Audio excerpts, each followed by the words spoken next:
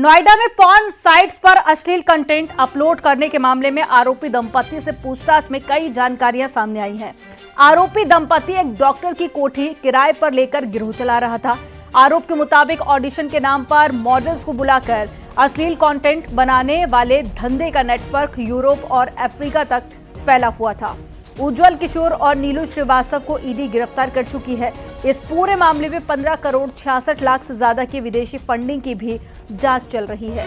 ED की छापेमारी में 8 लाख कैश भी बरामद हुआ है। सूत्रों के मुताबिक ईडी की रेड में 3 मॉडल्स भी मिले हैं। उन मॉडल्स के बयान दर्ज कराए गए हैं। इस रैकेट में 400 से अधिक मॉडल्स के शामिल होने की अभी उम्मीद जताई जा रही है और पैसे के बंटवारे के लिए भी परसेंटेज तय किया गया था। 75% पैसे दंपति खुद रखता था और 25% मॉडल को पेमेंट के रूप में मिलता था।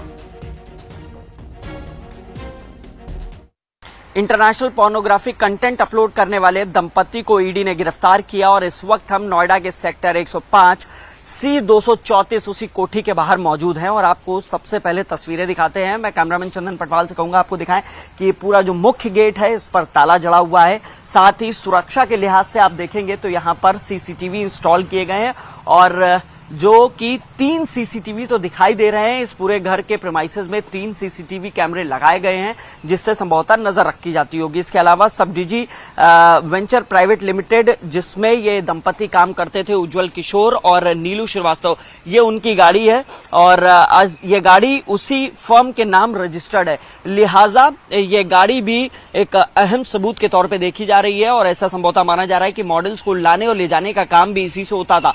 चूंकि यहाँ पे पोर्नोग्राफी शूट होती थी, यही वो मकान है जहां पर ईडी ने रेड की थी और उस दौरान दंपति को गिरफ्तार किया था और सूत्रों के मुताबिक 3 मॉडल्स मौके से हिरासत में ली गई थी और उनसे भी बयान दर्ज कराए गए हैं। और आपको बता दें कि जानकारी मिली है कि ये कोठी करीब 250 मीटर की है। जो अलॉटमेंट है एक चिकित्सक की ये कोठी है और साथ ही इसमें बेसमेंट है, ग्राउंड फ्लोर है, फर्स्ट फ्लोर है और बताया जा रहा है कि बेसमेंट में ही पूरा सेटअप किया गया था जहां पे ये शूटिंग की जाती थी।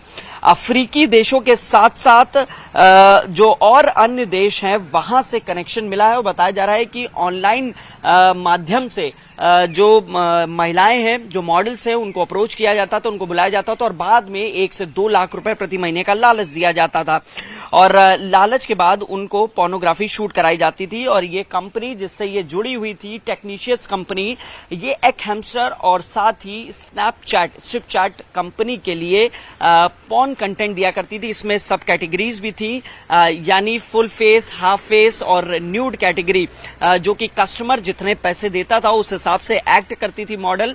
और बताया जा रहा है कि ये पैसे का बंटवारे का भी एक रेशियो सेट किया गया था। दंपति यानी उज्जवल और जो उनकी पत्नी थी नीलू, उनके लिए 75% और 25% वो मॉडल रखती थी। लिहाजा अब इस पूरे प्रकरण में इंटरनेशनल कनेक्शन भी खंगाला जा रहा है और बताया जा रहा है कि बॉलीवुड की जो बी ग्रेड एक्ट्रेसेस होती थी वो भी इसमें कहीं ना कहीं शामिल है। करीब 400 के आसपास ऐसे मॉडल्स हैं जिनको चिन्हित किया जा रहा है और इसके साथ ही जो चिन्हित किए हैं मॉडल्स, उनसे भी पूछताछ जल्दी हो सकती है। सूत्रों के मुताबिक ये जांच और आगे बढ़ेगी। फिलहाल नोएडा पुलिस ने भी इस तरीके के जो और पीजीज हैं जो सोसाइटियों में, आरडब्ल्यू में चल रहे हैं, उनको लेकर, उनके वेरिफिकेशन को लेकर आरडब्ल्यू से संपर्क करना शुरू कर दिया है। लेकिन एक सवाल जरूर उठता है कि क्या नोएडा पुलिस को इस बारे में भनक नहीं लगी? जो बीट पेट्रोलिंग जिसे कहा जाता है, क्या बीट के जो पेट्रोलिंग के कर्मचारी थे, पुलिसकर्मी थे, उनको जानकारी नहीं थी? ये बड़े अहम सवाल हैं। ईडी ने रेड की और उसके बाद इस पर्दाफाश हुआ है। कैमरामैन चंदन पटवाल के साथ Himanshu Shukla, news 18 Noida. ED red मामले में आरडब्ल्यूए अध्यक्ष ने न्यूज़ 18 से बातचीत में कहा कि यह मकान डॉक्टर अग्रवाल के नाम पर है और पति पत्नी दोनों अपोलो अस्पताल दिल्ली में डॉक्टर हैं। आरडब्ल्यूए अध्यक्ष ने बताया कि उनके पास में कई लोग, इन लोगों के बारे में कोई रिकॉर्ड नहीं है और उन्होंने पुलिस इंटेलिजेंस पर भी सवाल उठाए। उन्होंने कहा कि 600 से ज्यादा ऐसे मकान हैं जिनकी जानकारी ना तो आरडब्ल्यूए को है और ना ही पुलिस को है। 21 जनवरी को डीसीपी नोएडा के साथ में हुई बैठक में आरडब्ल्यूए अध्यक्ष दीपक शर्मा ने मुद्दा उठाया था और अनरजिस्टर्ड मकानों में आपराधिक घटनाएं होने की आशंका जताई थी। भी जानकारी में आया है कि ये डॉक्टर अग्रवाल हैं, जो कि दिल्ली अपोलो में डॉक्टर हैं, हस्बैंड वाइफ दोनों ही डॉक्टर हैं। तो इस घटना के बाद से संपर्क करने की कोशिश की या बातचीत करने की कोशिश की? नहीं, इन्होंने हमसे कोई बातचीत करने की कोशिश नहीं की गई। क्योंकि आरडब्ल्यू अध्यक्ष है, इसलिए एक सवाल और आपसे बनता है कि ये जो प्लॉट है जी, ये कब से यहाँ पर रेंट पे रह रहे हैं, और क्या जो रेंट पे रह रहे थे उनसे कभी कोई बातचीत, कोई जानकारी लेने की कोशिश या वेरिफिकेशन हुआ हो? आरडब्ल्यू अभिलेखों में इनका कोई भी हमारे यहाँ कोई रिकॉर्ड उपलब्ध नहीं है। इन्होंने किसे किराए पे दिया हुआ था, नहीं दिया हुआ था, इसका कोई रिकॉर्ड उपलब्ध नहीं है। दूसरा ये कि ये संभव है कि हो सकता है डॉक्टर साहब के ये बिजनेस पार्टनर हों, चला रहे हों भाई साहब जी। और दुर्भाग्यपूर्ण बात तो ये है कि पुलिस कमिश्नरेट से लगता हुआ सेक्टर है, इंटेलिजेंस ब्यूरो भी यहाँ फेल हो चुकी है।